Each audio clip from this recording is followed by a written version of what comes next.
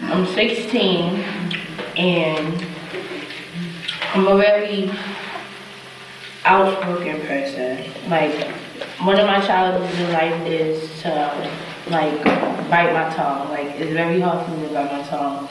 I'm from Brooklyn. I moved out here in 2004, and me growing up as a young girl was a struggle. People are always saying things about me like I'm a problem child. You know, that's what I'm labeled as when I go to school. You see, they don't know what I had to go through every single day of my life. Deep down inside, I wish I could change things, but I can't. I didn't ask for this to be my life. I was born into this mess.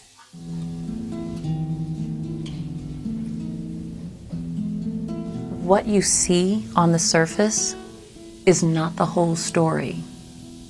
That this problem child who is causing all of these problems, you know, creating chaos basically everywhere they go seemingly, it's not because they're just rotten. It's because there are things going on in their lives that they have no control over, and oftentimes they're acting out because they don't know what else to do. So it's not always the way it looks. My name is Jaden McCune, and I'm the project director for a grant that actually funded this project. It's a federal grant that is looking at the integration between schools and the mental health community and the ways that we can support students who have emotional issues that get in the way of their school success. With the CHAMPS project, it wasn't that much different than the way it is when I train actors anyway. The only difference was, instead of the work coming from a script, it came from the stories that were shared with us by the people who were going through the issues that we addressed in Problems or Possibilities. I take my dialysis, I take care of my daughter, and I do what I have to do as a mother.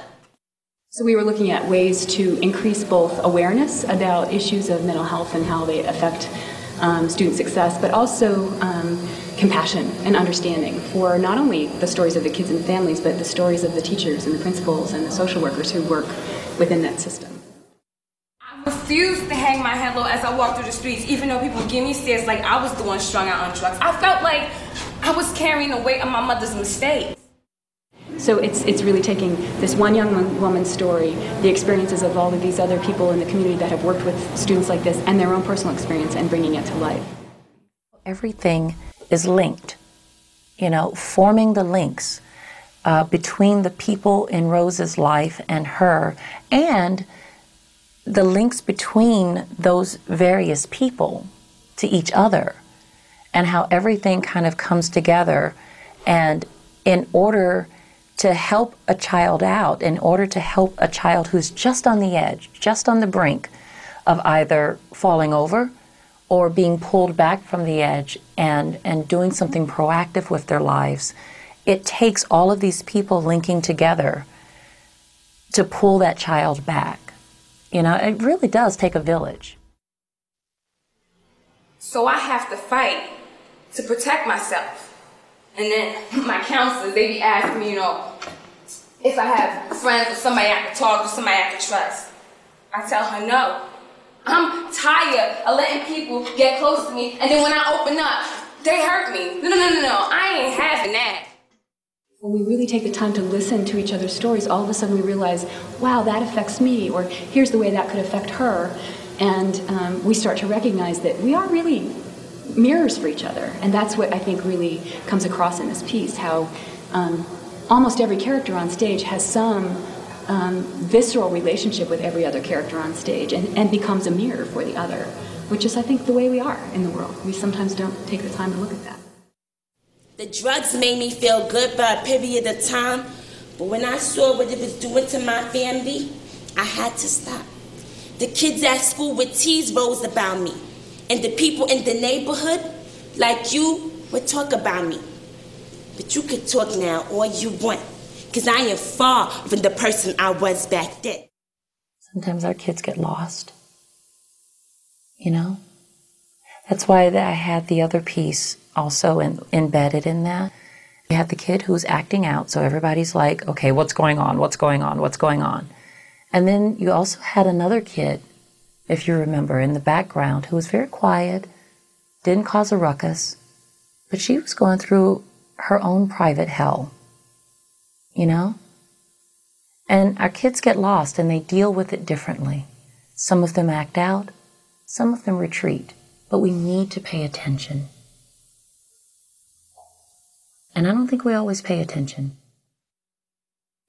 Talk about how I don't do drugs no more. Talk about how my baby Rose used her words more than her fists. Talk about how my daughter forgive me for the mistakes I made in my past. Because that was the past. Now if you want to talk about me, you got to talk about somebody who made it. Turn her life around. Talk about a cricket who learned how to chirp despite the fact that only male crickets supposed to chirp. All right now, I broke the odds.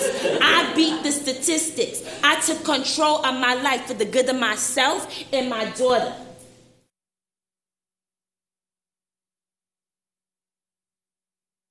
I think it was a story of a possibility. That's how I staged it.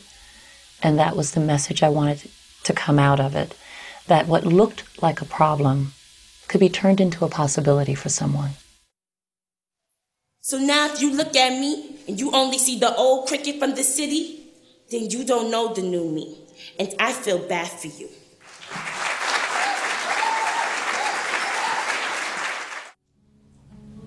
Still I'm connected to you, everyone, everything.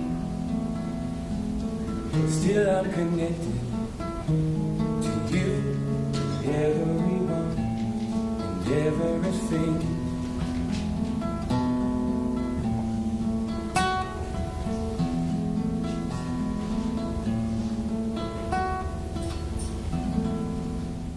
What you see on the surface is not the whole story.